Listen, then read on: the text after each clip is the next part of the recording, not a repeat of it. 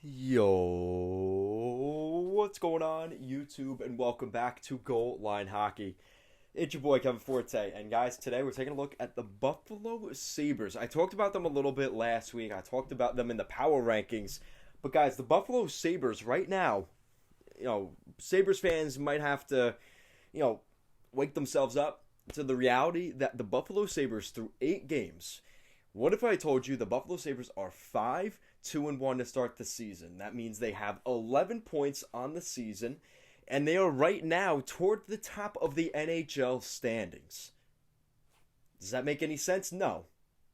But is this hockey? Yes. So, in some form, it does make sense. The NHL wants parity, and this is a heck of a lot of parity in the NHL right now. And through the first month of the season, we're going into November now, the Buffalo Sabres are just, what is going on? This team is finding ways to win that you probably wouldn't expect them to. So we'll be going over the Buffalo Sabres today. So they started their season, their season opener, a 5-1 victory over the Montreal Canadiens, a 2-1 victory over the Arizona Coyotes, and those first 2 games you're thinking they're 2-0. Congrats, great stuff. And they beat Vancouver 5-2. All right, you win that game. Then they have a Friday night game against Boston at home, and they lose that one 4-1. And that was a tough loss for the Sabres. You thought, all right, well, here we go. The first 3 teams they played, not that great of opponents. They finally play a decent team in Boston, and they can't get it done. Didn't help that the following night they went over to New Jersey for a one-night trip on the road to the Prudential Center. They lose that one 2-1 in overtime. And all of a sudden, you're looking at the Sabres and you're saying, shit, is this the real Sabres, or is what we saw earlier in the year the real Buffalo Sabres? So just like that, they're 3-1-1 on the season, and now you're playing Tampa at home, and then you have to go to the West Coast for a West Coast road trip. So you're thinking, all right, this is where the train's going to fall off the tracks. Not necessarily, though. They play the Tampa Bay Lightning, the defending Stanley Cup champions, and they win that game 5-1 at home, pretty much shocking the entire NHL world. That was a week ago now. And all of a sudden, we're like, whoa. So now they're 4-1-1. Okay, they had those 2 games, the back-to-back, couldn't get it done. But on the third game in 4 nights, the Buffalo Sabres play the Tampa Bay Lightning and dominate a 5-1 victory. Now, what if I told you they start the West Coast road trip, they play Anaheim, LA, San Jose, and Seattle? And what do you think their record's going to be? Well, so far to end October, it's good though. They had 4 of 5 days off. So they played Anaheim. They had 2 days off before the game in Anaheim and 2 days after the game in Anaheim. A chance to go to Disneyland, right? That's exactly what you do on a trip like that, right? But they took care of business as well. They win that game 4-3 in regulation, catch the Ducks, going on a little bit of a losing skid. They continue that losing skid, but the Sabres take advantage, and now they're 5-1-1 on the season.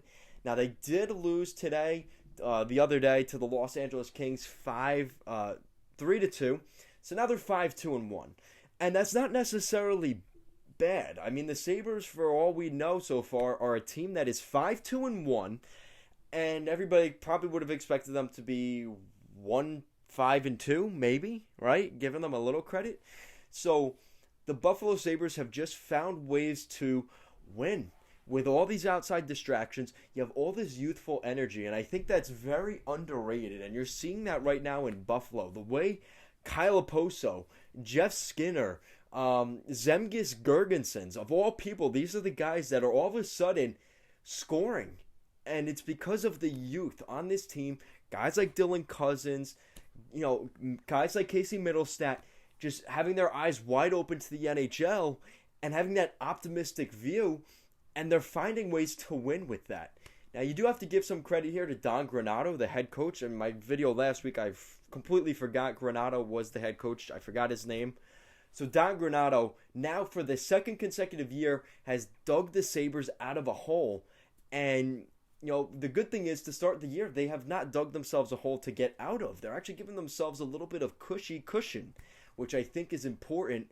You guys will probably like that part. But, honestly, the Sabres have done things so far that nobody would have expected through the first 8 games of the year. And now they go into November, things maybe get a little bit more monotonous. Will the Buffalo Sabres be able to keep up? Now you look at, like I said, their schedule continues or starts off in November with a West Coast road trip that they're continuing. They play San Jose and Seattle, 2 games in 3 nights, and then they play Detroit this coming Saturday.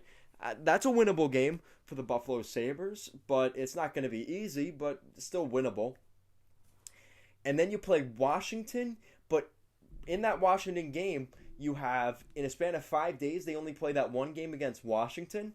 And then at the end of the week, things get a little bit interesting, a little bit hairy. Next week, they play Edmonton and Toronto. Then they head to Pittsburgh, and then they play Calgary at home. Then they play a little bit of back and forth till Thanksgiving. They are going to be playing a lot of hockey over that little stretch there at the end of the month. But there is a chance here that the Sabres can keep it going. But the problem is, this is where the schedule really starts. You know, like I said, you play San Jose and Seattle. Those are winnable. Detroit, winnable. Then you play Washington. That could be disgusting, depending on how things go. Then you play Edmonton and Toronto. You probably split one of those two, right? Give or take. Then you play Pittsburgh and Calgary. Again, you probably split those 2 games. So you're looking at 500 over 4 games there. And then you got the Rangers, Calgary, and Boston before Thanksgiving. And then you play Montreal, Detroit, and Seattle. Or you play Seattle again before the end of the month. So in that little stretch there, you have 3 straight games in your division. You have Boston, Montreal, and Detroit. In a span of 4 nights, they play 3 games in their division. Now, the good news is 2 of those 3 games are at home, which I think will be a benefit to the Sabres. But when you look at this team, we're going to go to the top point producers because these guys are playing well to start the season. Victor Olofsson, I mean, this is a kid we expected a lot from, with a great rookie season. Struggled a little bit more last season. It was a down year for everybody in Buffalo.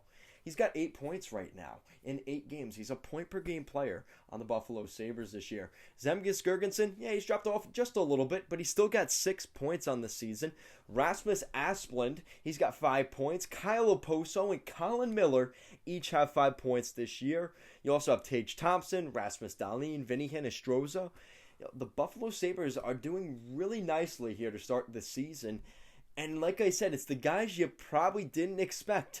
Guys like Girgensons, Oposo, Miller. Like, where are these guys coming from? They were supposed to be just, guys that maybe jumped in a lineup every once in a while on the second of a back-to-back. No, the Buffalo Sabres are getting production from everybody. And Tage Thompson having a little bit of a coming-out party this season. Man, this is great stuff for the Buffalo Sabres and well needed. Now, to even add to that, you look at the top minute guys. I mean, Colin Miller is playing over 20 minutes of ice time a night. Will Butcher is just around 20 minutes, as well as Jacob Bryson, Robert Haig, Mark Pysyk. I mean, that's, what is that? 1, 2, 3, 4, 5, 6. So all your defensemen, those guys are playing heavy minutes, but they're finding ways to win hockey games. And I'm telling you, what I've seen from this team, like we talked about in the preseason, Bryson and Dahlin are really becoming great players for this team. And we're seeing the complementary guys like Miller, Butcher, and Haig just doing what they do. And Mark Pysyk coming back to Buffalo, he's playing well.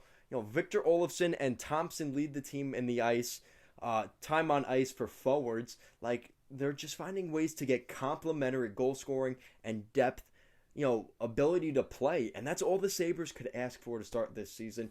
You watch those games in Buffalo, there's energy in the arena, there's energy on the bench for this team, and you could tell this is a team that was left for dead. And all of a sudden, here are the Buffalo Sabres. But you know what everyone's going to say? It's 8 games into the year. Wait until Christmas time. See where they are, at the start of, next year in 2022. Let's see where the Sabres are halfway through the season. Are they still a legitimate team, or did they finally get that 5 or 6 game losing streak everyone expects, and they never come back from that? That's going to be the key for the Buffalo Sabres this year, because it's guaranteed you're going to have that little stretch at some point in the season. Whether it starts their next game, whether it starts after Thanksgiving, or whether it starts maybe in February.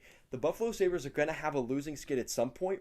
The question is, how do they come back from that? Because there's going to be adversity over an 82-game schedule. It just depends on when you get that adversity and if you're able to come back from that. And I think that's going to be the key for the Buffalo Sabres this season. There is a decent amount of veterans in this room, but the maturity of the young guys and how quickly they can develop, that is going to be the key to the Buffalo Sabres' success this season.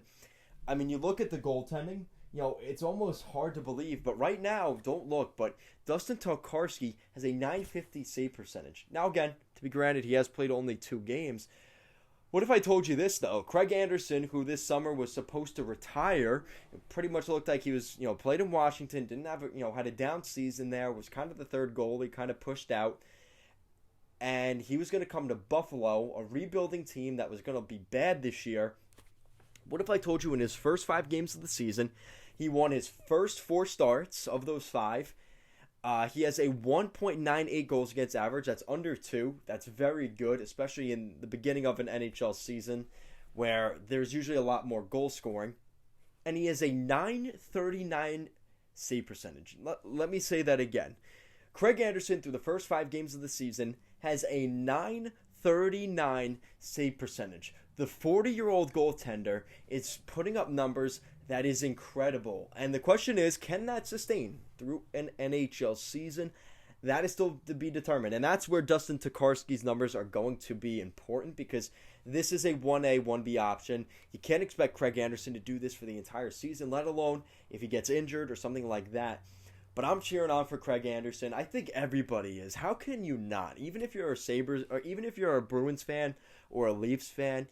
Okay, maybe not if you're a Leafs fan. They're bitter as always. I mean, I'm joking, but I mean, they've got it rough there. But Craig Anderson, man, this is really an incredible story. And like I always say, goaltending gives you a chance. And the Buffalo Sabres are getting that right now. And they're getting just enough scoring to give themselves opportunities to win hockey games.